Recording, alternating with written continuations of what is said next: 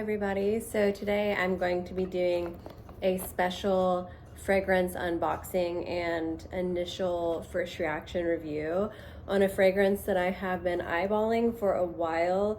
You guys know that I am a huge fan of Erin Parsons. I love to watch her. I find her super informative.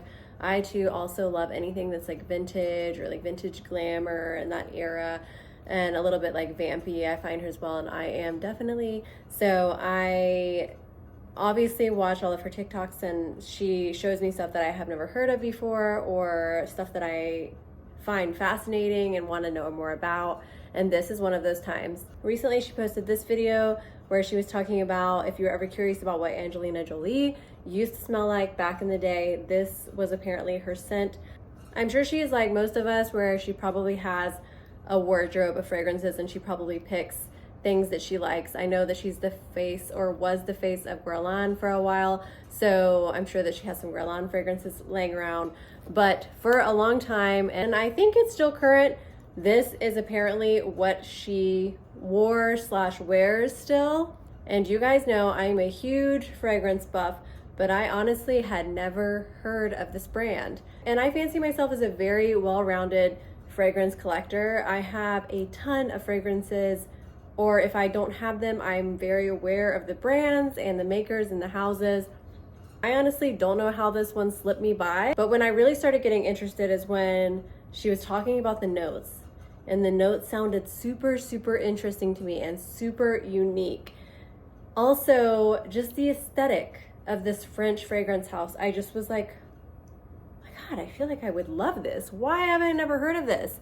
And it's really because it's really hard to find here. I don't know of any physical retailer here that carries it. I think you just have to find it online. And this one in particular is always sold out now, most likely because she shouted it out. So I feel sorry for anyone that has worn this for years, because now you absolutely cannot find this fragrance anywhere. After much searching, I found one and I bought it right on the spot. It is the only one that I have seen anywhere, even online. It's just not a possibility. It is sold out everywhere. I've never had a sample, never even has been near my nose, never seen anyone wear it, smell anyone wear it. Basically, I bought this blind. You might be thinking, that is crazy for a $200+ fragrance. And you are right, but I've gotten pretty good about knowing fragrance notes, and usually from reading and researching the notes in said fragrances, I can tell you pretty much if I'm gonna like it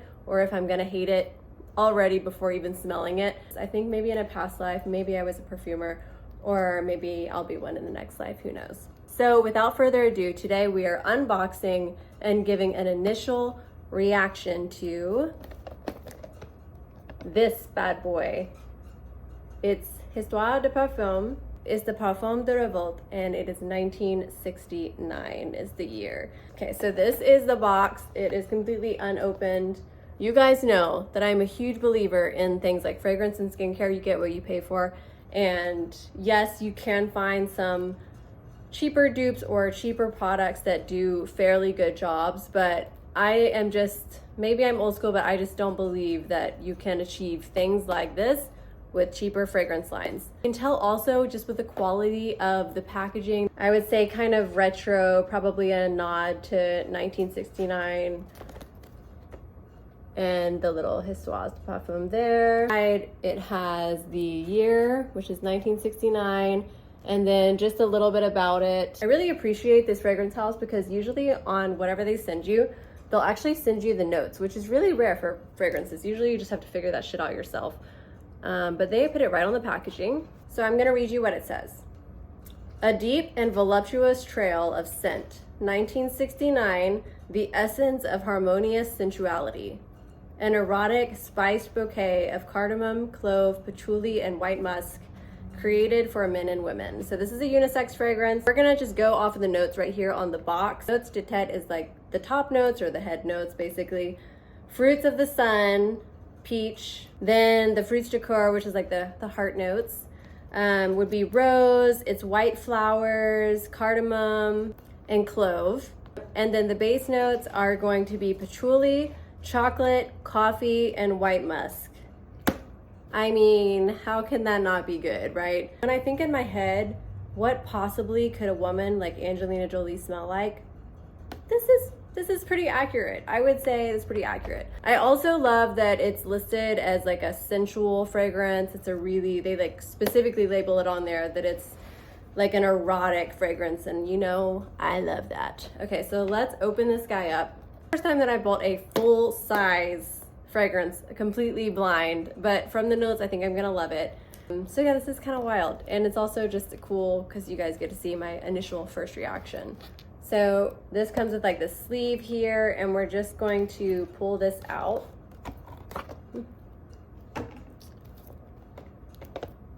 Am I tripping, or can I already smell it through the packaging? That cannot be possible. Okay, so it actually also has this embossing on the front and the back. So this is just another example of quality. Something that is severely lacking in those cheap dupe fragrance brands that will sell you something that smells just like Baccarat for $40. Like, no, it doesn't. No, it doesn't. I smelled them, and I smelled the real Baccarat. It does not develop the same way. It might smell like it initially, but not the same. So this is quality. So we're just been peeling this off. Oh my God, I'm really excited. Okay, let's, I feel like, I don't know if I could, like, maybe it's like the packaging that smells really lovely, but something smells lovely. I think it might just be their fragrance house smells really lovely. This is a French fragrance house, so I don't put it past them to just like when you're walking in there or working in there, wherever they work, their labs, I'm sure it just smells amazing. Okay, so it comes like this. We're gonna, oh, okay, this is another like slide out. Ooh. Ah. Oh my God, why is this so difficult? Okay, this is another little beauty, and then what? This is a really large bottle. It is 120 mils or 4 ounces. So this is a pretty hefty chunk. The glass, it feels super, super thick. I feel like it's like the size of my head. It's just like a regular plain kind of light liquid color. And again, it has like the name there and the notes listed, which is so nice. Okay, I like that there's this detail too along the lid. Okay, it's the moment of truth.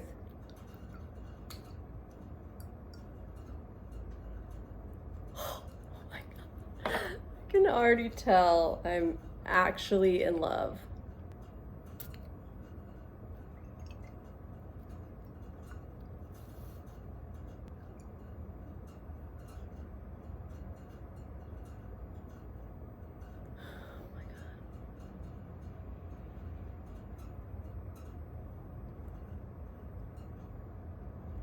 Holy shit.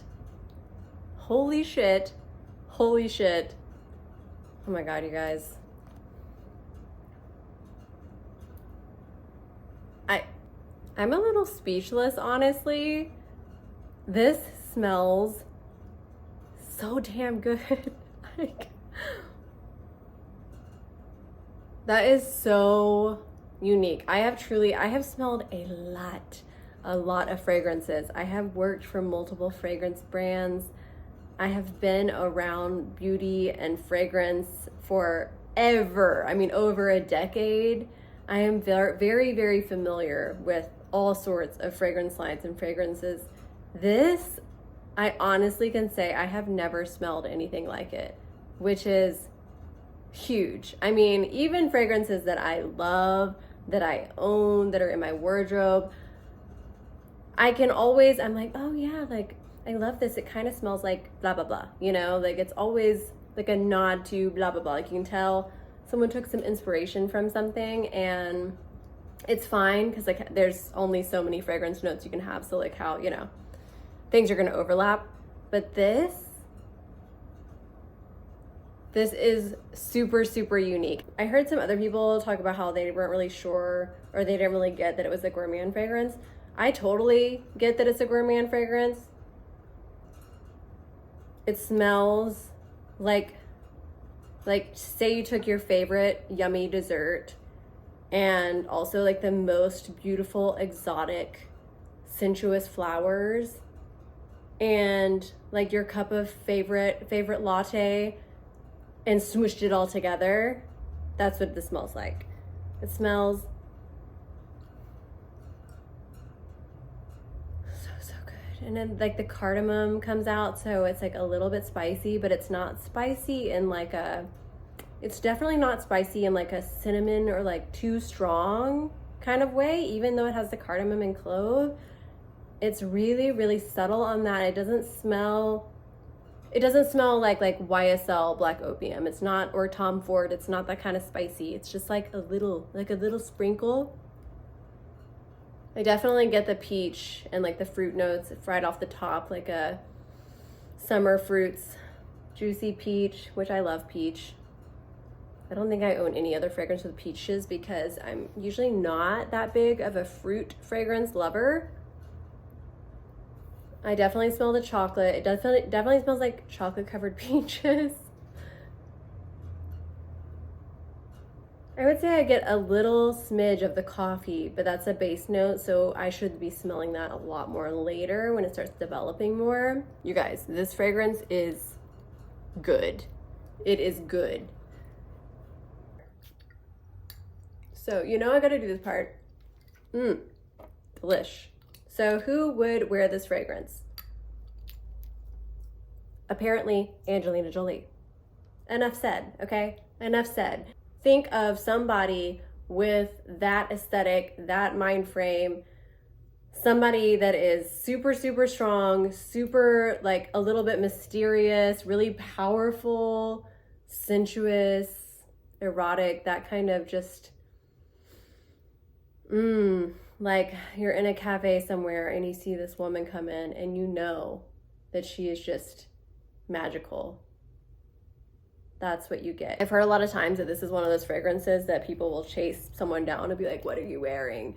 And I can totally see that because it smells incredible and it smells super unique. So if you don't want to be smelling like everybody else, maybe look into this fragrance house. I definitely am a huge fan of this fragrance house, and I have no idea how I missed this for all this year. I mean, I guess they just are not, you know, that advertised or anything like that, and I just had no idea they existed. But now that I do, this is the second one that I've gotten from them, and both have just like hit it out of the park. And now I'm just like, do I only want to wear Histoires de Parfums? Like, am I a Histoire girl? Like, I think I might be. I think I want to do the whole collection. Like, let's just get them all and line them up. Because they're also supposed to be like, you know, you can line them up like this, and then it has like all the years, and it's just like little books. Do I want to do that? I think I might want to do that. Worth every penny. I don't know when they're going to get it back in stock. I don't know when anyone's going to get it back in stock. I think once they do make some more, it's just going to be like grabbed up as soon as possible. What I suggest is maybe getting on the email list or something like that, maybe following them on Instagram so that you'll know sort of what's going on, and when it's back in stock, you can grab one up. At least grab a small travel size to try it. But honestly, I am so glad that I hit purchase when I did, because this is definitely one that I'm gonna wear, and I'm gonna have to hold back, because this is honestly, I think this might take top or at least second place of something I would choose to wear every single day, because it is just that damn good. But I want to save her. I want to save her for special occasions. So until the stock is figured out, and then it's going to be more readily available. Then maybe I'll feel comfortable using it every day. But if you can get your hands on this, totally worth it, especially if you like a gourmand fragrance, especially if you like something that is super, super unique that not everyone is wearing. Highly, highly recommend. 10 out of 10. And that's all I have for you guys today. Let me know what I should review next. Bye.